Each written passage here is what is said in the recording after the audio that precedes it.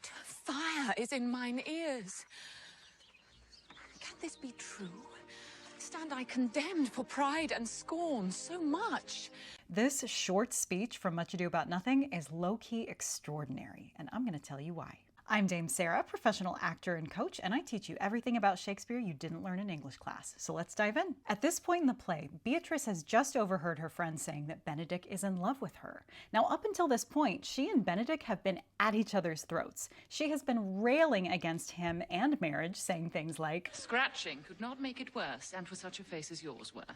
And I had rather hear my dog bark at a crow than a man swear he loves me. But there are three things about this speech that really make it stand out, that show us that this is a moment of profound change in Beatrice and that her life will never be the same. First off, this speech is written in verse. Now, this in and of itself wouldn't be a big deal. Shakespeare writes in verse or iambic pentameter about 70% of the time, and it's a form of speech that's usually reserved for noble upper-class characters and heightened emotional situations. But Much Ado About Nothing is unusual among Shakespeare's plays because it's actually written in about 70% prose. Prose is the regular everyday language that you and I speak. It doesn't follow the same set of rules and patterns that verse does, and you can see it. It even looks different on the page. It's written in a big block. Prose is most often used in Shakespeare's plays for lower class characters and more comedic subject matter. So what does this tell us right off the bat?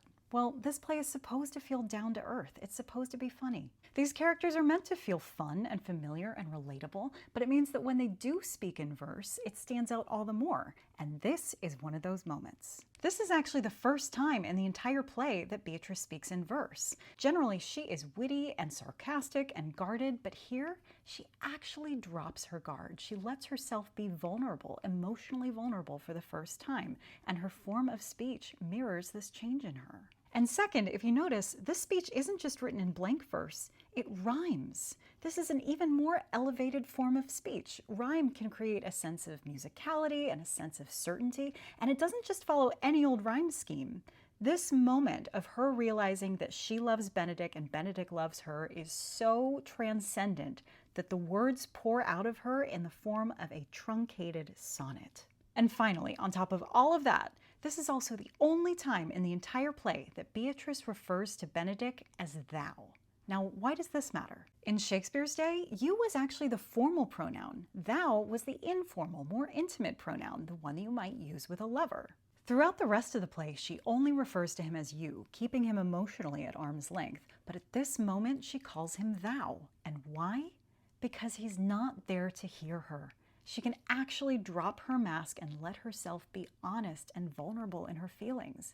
Isn't that just, it's so gorgeous. I can't even, I love this speech so much. If you want more Shakespeare in your day, click that link in my bio. I have a free guide to Shakespeare's verse. I offer one-on-one coaching. I teach online classes. I have a Patreon, all that. So have at it. And without further ado, here is the incomparable Emma Thompson performing this speech in its entirety. Enjoy.